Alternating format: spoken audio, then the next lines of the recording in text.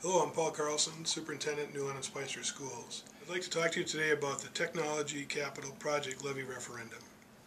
On Tuesday, November 8th, our registered voters that live in our school district will be asked whether they support or not support this important project for our school district. The proposed technology levy project would be for $500,000 each year for 3 years. 2 years ago, we organized a group of community members along with school personnel, staff members, and administrators.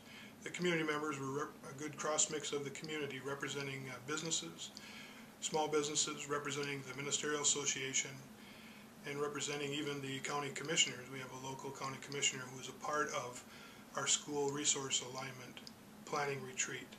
We had a series of 4 meetings and really had the opportunity to ask our group, the Resource Alignment Retreat participants, how they felt about school.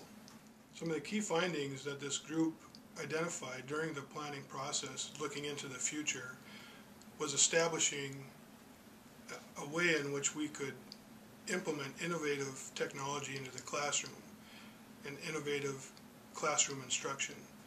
The vision was, in essence, what led us to making a decision on improving our technology. During the Resource Alignment Retreat planning session, it also came out that it was important for all of our students to be successful in school, individualizing instruction, teaching responsibility, and bringing out the creativity of our students. This technology project will impact all of the vision that a Resource Alignment Planning Retreat has established.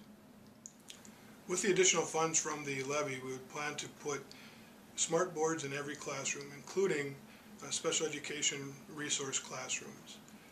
The smart boards will be used to engage our students and to open the world up to our students for creative use in technology. The smart boards actually capture whatever the teacher puts on the smart board, captures it in a computer, and allows the students to be able to revert back to and go back to see what was done in the classroom. The project will also incorporate iPad access for all of our students. Again, iPads would be very essential for students to individualize instruction and to allow our students to differentiate their curriculum. The iPad applications are crucial for students, not only to enhance what they're learning, but for remediation purposes. Applications for the iPad are educationally sound, and we feel that it will be very beneficial for our students to have access to the iPads. Most recently, we had a teacher in grade 7, our reading instructor, actually provided iPads to all of her students through a cart that we have available that's checked out in our media center. The students in grade 7 were able to access online diagnostic assessment to be able to gauge where the student's skill level is at. And then within the new reading curriculum that we have this year, they're able to pull lessons that will address the skill areas in which students need extra help. Another example is Miss Weber's art class. She was able to bring the iPad cart down to her studio art class, and the students were able to access pictures and design pictures from the iPad, transpose them to drawing, but then also use the iPads to access pictures on the web and replicate that in drawings also. The iPad can also be used for drawing, and students, it was interesting to see pictures of students using the iPad and creating a drawing on the iPad. As part of the project, we'll be installing sound systems in all of our classrooms district-wide. Currently, we have sound systems in the elementary school building and the middle school for our classrooms, but it's technology that is old technology. Thanks to a generous donor in the elementary school, we were able to put sound systems in the classroom 10 years ago, and we're still using those sound systems. Research has shown that sound systems not only will help the student who is hearing impaired, but will also help the rest of the class in student achievement. In addition, research shows that teachers' absentee rate improves when they use the sound system. Sound systems now, with new technology and using infrared technology, would be hooked up to the smart board. So then the smart board, any sound coming from the smart board would be projected through the sound system, just like the voice of the teacher would be through that sound system.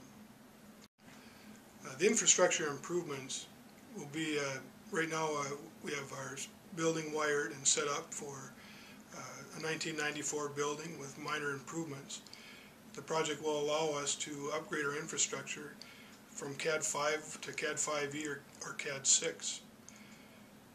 Data transmission is very important. We submit data to the state on a daily basis. Not only is data transmission important, but also the reliability of our network.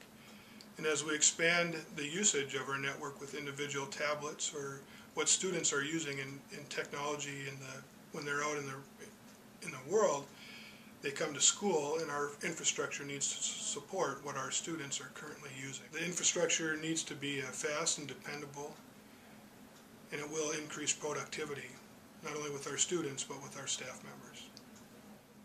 The technology project will also support the upgrade of our computer labs.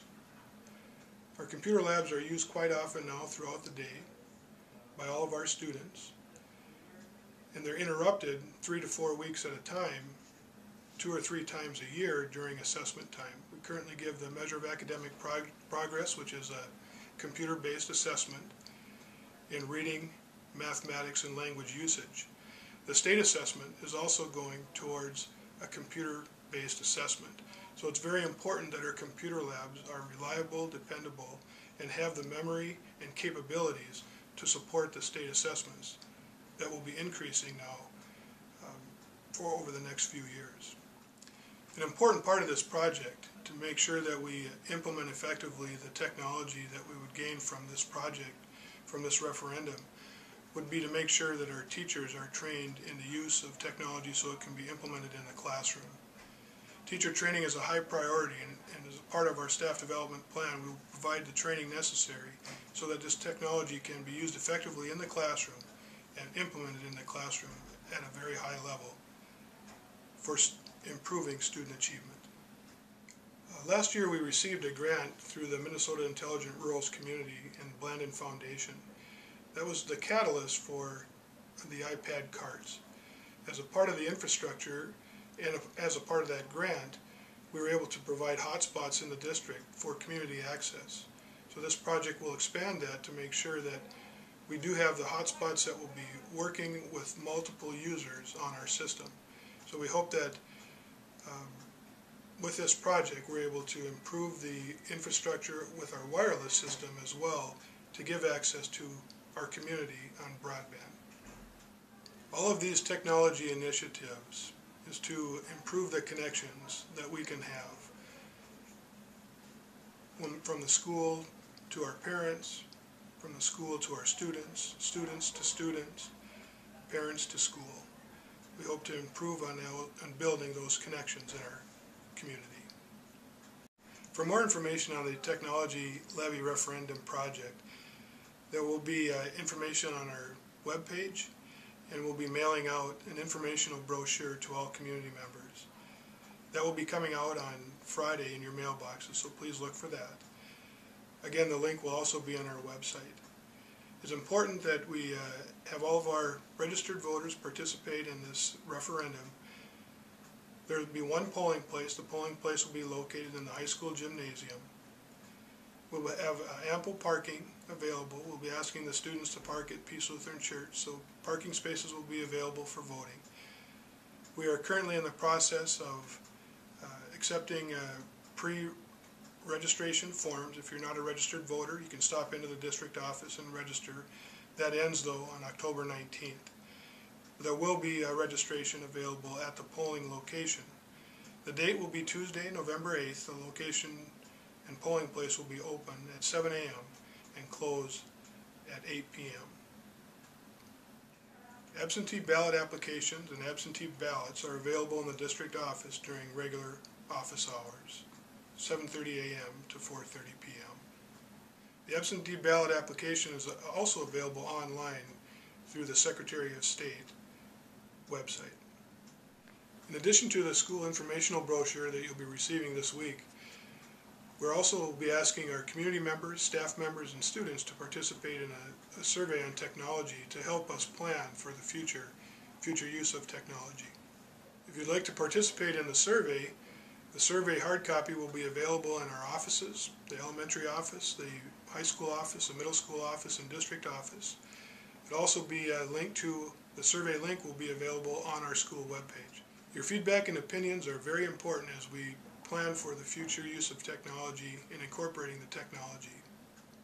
So make sure you get out and vote on Tuesday, November 8th.